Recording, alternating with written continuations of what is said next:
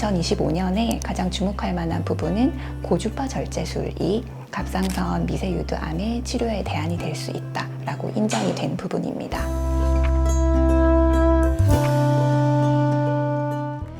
안녕하세요. 닥터신과 함께 온라인 진료실 운영하고 있는 신수연 과장입니다. 8월 22일에 10년 만에 미국 갑상선 학회에서 갑상선 암 치료에 대한 가이드라인이 나왔습니다. ATA 가이드라인이라고 하는데요.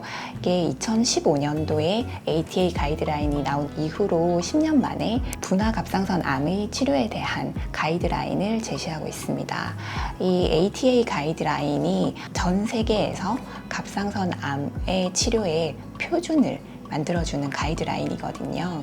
2015년 ATA 가이드라인에서 가장 핫 이슈였던 부분은 1cm 이하의 갑상선 암에 대해서는 되도록 진단을 하지 말자라고 한 부분이었거든요. 그 이후로 갑상선 암에 대한 발생률이 급격히 줄어들었습니다. 이만큼 ATA 가이드라인이 전 세계에 이제 갑상선 암의 치료 기준을 얼만큼 이끌고 가는가 하는 부분이 유병률에서부터 나타나거든요. 2025년에 가장 주목할 만한 부분은 고주파 절제술이 갑상선 미세유두암의 치료에 대안이 될 수 있다라고 인정이 된 부분입니다. 저희 병원에서 발표했던 논문이 참고 문헌으로 실렸습니다.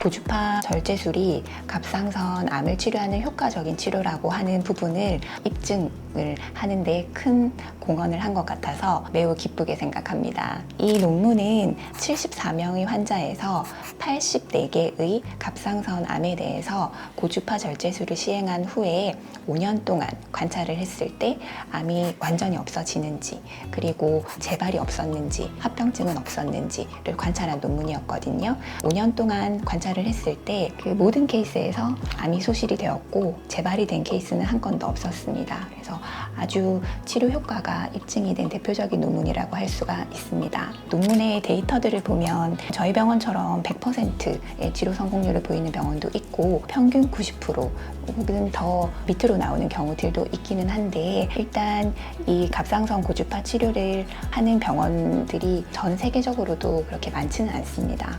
특히 저희 국내에서는 고주파 절제술의 노하우를 가진 병원들이 많지는 않기 때문에 고주파 절제술을 혹시 고려하시는 분들이 있으면 반드시 정확한 진단과 숙련된 기술을 가지고 있는 병원에서 상담을 받아보시는 게 좋겠습니다. ATA 가이드라인에서 데이터 프레임워크라고 하는 부분을 설명을 하고 있는데요. 이것은 개인에 맞춘 갑상선 치료 전략입니다. 우선 평가를 하고 이 치료에 따른 위험성과 이득을 따져서 어떤 방향으로 가는 게 좋을지를 결정을 하고 이제 그 치료를 또는 적극적인 감시를 행한 후에 다시 한번 또 평가를 하는 이런 식으로 계속 순환돼서 모니터링을 해 나가는 전략을 제시하고 있습니다.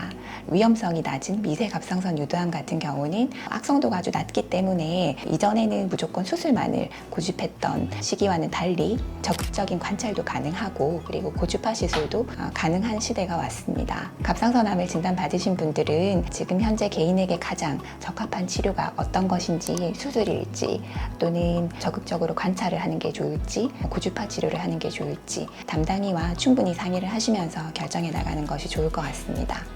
이 2025년 ATA 가이드라인이 거의 100페이지가 넘는 아주 긴 분량입니다. 그 중에서 갑상선 암 치료 전략에서 가장 중요한 적극적인 감시와 그리고 고주파 절제술이 공식적인 치료로 인정이 되었다라고 하는 부분을 알려드리려고 이 부분만 좀 발췌를 해서 말씀을 드렸습니다. 다음 시간에는 이 고주파 절제술이 과연 효과적으로 암을 치료하는 정말 좋은 전략인지에 대해서 자세하게 알려드리도록 하겠습니다. 감사합니다.